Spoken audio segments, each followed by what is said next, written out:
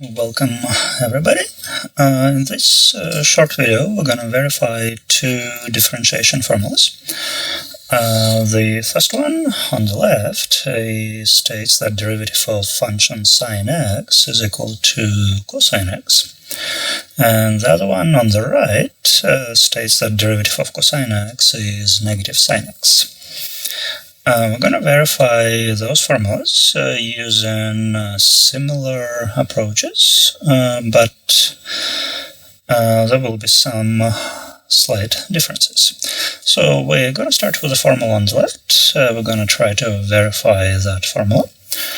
And so we're going to use the definition of the derivative, which says that derivative of sine x, derivative of the function, is equal to the limit of the difference quotient, sine of x plus h minus sine of x, all of that divided by h, and the limit is calculated as h approaches 0.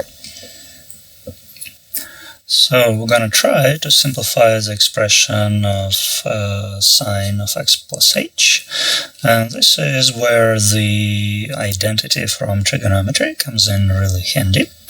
It's the sine of the sum identity that we're going to use, and it states that sine of x plus h is equal to sine x cosine h plus cosine x times sine h. Okay, that's what sine of x plus h expands to, sum of those two terms, and then we still have minus sine x at the end that we didn't do anything to.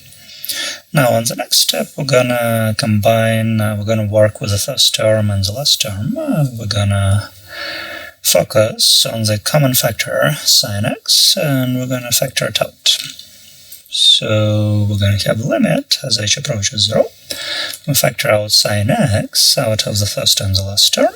What's going to be left? The first term has cosine h, so we're going to have cosine h. And the last term has negative 1 times sine x, so we have negative 1 there. Okay, so this takes care of the first and the last term, and then the second term, the middle term, gonna stay as it is. So we have plus cosine x sine h, all of that divided by h, and we're going to split this into sum of the two fractions. So we have limit as h approaches 0 of the expression sine x times cosine h minus 1, all of that over h, plus cosine x sine h over h. So this is where we're going to use the limit the limit of sine h over h as h approaches 0. That limit is 1. We use that a lot, and then using that limit we proved that limit as h approaches 0 of cosine h minus 1 over h is going to be 0. So to that end we slightly modify the previous line. So we're going to essentially factor out sine x out of the first group, and we have exactly cosine h minus 1 over h as h approaches 0, so this whole thing going to become 0. And the second term, if we pull cosine x to the side, we have sine h over h, and we know that the limit of that is 1. So there we have it, sine x times 0 plus cosine x times 1.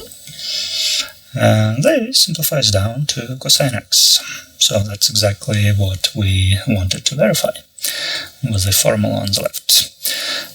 Now with the formula on the right, we approach it using that same approach. We use a definition of derivative that says that derivative of cosine x is the limit of difference quotient as h approaches 0, and we have cosine of x plus h minus cosine of x, all of that over h.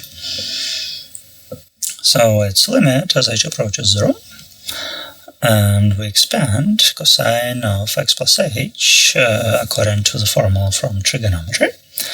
And that formula says that cosine of the sum is equal to cosine of x cosine of h minus sine x sine h.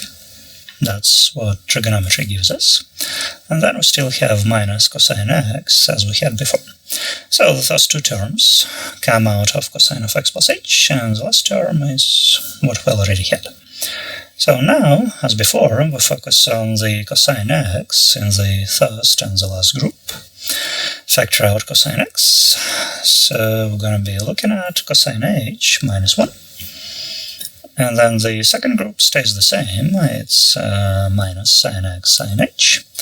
Now we break it up into two groups, limit as h approaches 0, cosine x times cosine h minus 1 over h, minus sine x sine h over h. And again, we're going to use the two limits. As h approaches 0, sine h over h in the limit gives us 1. And cosine h minus 1 over h as h approaches 0 approaches 0. So if we do similar manipulation, so we pull cosine x away from this fraction, and we have cosine h minus 1 over h, so this portion will approach 0. And in the second group, we pull negative sine x away from the fraction, we have sine h over h, it's going to approach 1. And we have cosine x times 0 minus sine x times 1, which boils down to negative sine x as was promised. One quick note is that since we use those two significant limits to calculate the derivative, we implicitly use the fact that the units we use in those functions are radians, because this limit, that sine h over h is equal to 1, is only true when the units are radians. So those differentiation formulas only hold when x is actually in radians.